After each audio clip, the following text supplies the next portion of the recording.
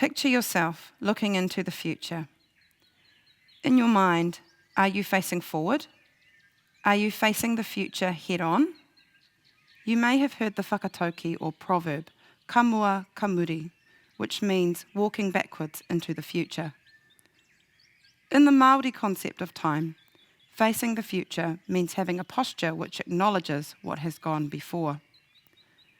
In that spirit, this short video will take a brief look at our history in the Diocese of Wellington and our place in the broader history of Te Hāhi Mihinare, the Anglican Church in Aotearoa, New Zealand.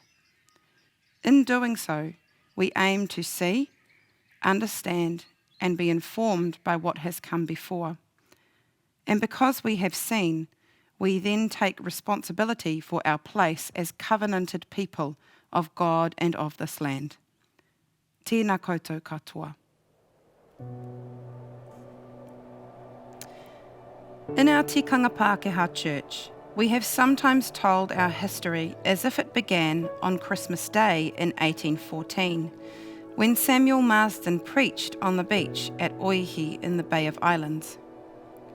In reality, the work of God in Aotearoa began well before. We know that this land is a special place, full of beauty and wonder, given by God to mana whenua as kaitiaki, guardians, many centuries ago. In 1766, 3 years before Captain Cook arrived, Toiroa, a tohunga, or priest, of Ngati Maru had a prophetic vision of a people who were to arrive. The name of their God will be Tama I Rorokutia, son who was killed. A good God, however, the people will still be oppressed. When Samuel Marsden preached Te Rongopai, or the Good News, in 1814, it was the result of a long preparation by the Ngā Puhi Rangatira, Ruatara. He had been in dialogue with other chiefs for nearly a year, making way for the message of the gospel. Ruatara became known as Te Ara mo Te Rongopai, the gateway for the good news. The same idea of gateway was true as the gospel spread south and arrived in our regions. As the Venerable Dr. Hirini Ka has written, the infant Māori church was the product of Māori agency, far more than missionary endeavour and control. The dance of the Spirit was at work, moving and waiting for us to partner together. The life of Tarore is familiar to our diocese as one of those dances. Tarore, daughter of Ngati Haua Rangatira Ngā Kuku, was given a copy of the Gospel of Luke, which she kept in a kete around her neck. Tarore was murdered by Paura Te Uita and her Gospel stolen. A released slave, Ripahau, read that Gospel to Te Uita, who then sought out Tarore's father for his forgiveness. Ripahau was on his way home to Ōtaki. In due course, a war party came through Ōtaki with plunder, including Tarore's book, which Ripahau recognised. Ripahau, though not himself a Christian, taught his literacy to others, some of whom wanted to know more about this God of whom they read in Tarore's book. 2 in particular were deeply impacted. Tamihana Te Rauparaha, the son of powerful chief Te Rauparaha, and his cousin Mātene Te Whiwhi. They sat on Kapiti Island for 6 months, reading the Bible, and became powerful advocates of the gospel. After learning about missionary activity in the Bay of Islands, Tamihana Te Rauparaha and Te Whiwhi travelled north to ask the Church Missionary Society, or CMS, for a missionary for their own area, refusing to return home without one. After negotiations, Octavius Hadfield volunteered. He was desperately unwell.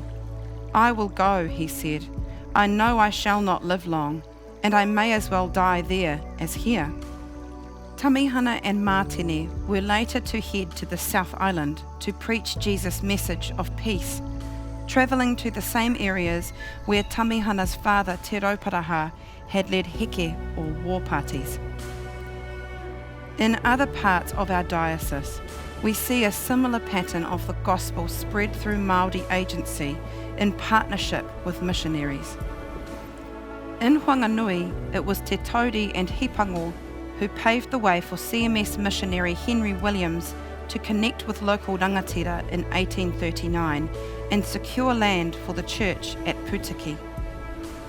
In the Rangitane Manawatu area, the gospel was spread by Hadfield and influential Māori such as Te Rangi o Tū, preaching around the Orowa region. In the Wairarapa, many Māori had fled north to escape Te Rauparaha's raiding parties, and the area was sparsely populated. When they returned, they did so familiar with the gospel message from iwi on the East Cape.